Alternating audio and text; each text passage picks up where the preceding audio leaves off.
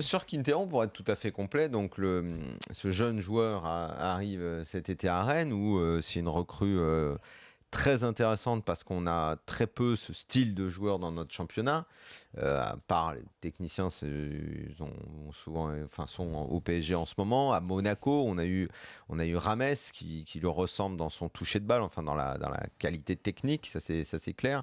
Il n'a pas encore explosé au niveau. À Porto, c'était pas une vedette de Porto. Il lui est arrivé d'être remplaçant. Il a fait une vingtaine de matchs dans l'année.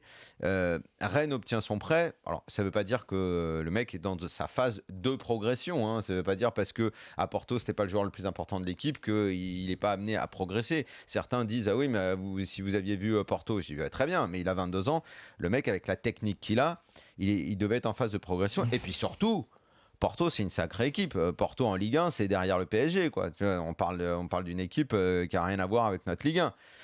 Donc aujourd'hui, faire la fine bouche sur ce joueur comme le fait Montagnier ou comme peuvent le faire certains spécialistes qui ce soir le mettent dans les flops sur Canal, c'est dingue, quoi. C'est-à-dire, on n'a pas ce genre de joueur en Ligue 1. Alors le mec veut se barrer à Noël, qu'il s'en aille. Mais une fois de plus, notre championnat aura démontré à quel point n'est pas fait, il n'est pas compatible pour ce genre de joueur. C'est dur. C'est très dur. La question n'est pas sa valeur. La question est ce qu'il dit, la réaction que ça provoque chez l'entraîneur et comment c'est perçu par le reste du groupe. Ouais, je suis d'accord avec toi. Je te parle pas du terrain. Ouais, mais c'est les jeunes d'aujourd'hui, ça, Daniel. C'est très bien aujourd'hui comment ça marche. Je veux dire, les médias, il y en a de plus en plus. Ils ont les réseaux sociaux, ils ont tout le tralala. Voilà, quoi. Oui, mais si la décision... il est mal conseillé, ce gamin-là. Encore une fois, j'ai l'impression que tu comprends pas ce que je veux dire. Une fois que tu as acté que le mec se comportait comme ça, tu peux dire c'est les jeunes, machin. Ok, très bien.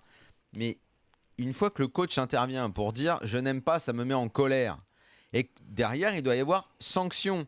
S'il n'y a pas sanction mais que tu le mets titulaire, tu le confortes dans sa revendication et tu envoies un mauvais message aux autres. Les autres se disent mais qu'est-ce que c'est ? Le coach il va devant les médias pour dire l'autre il nous emmerde machin et il le fait jouer.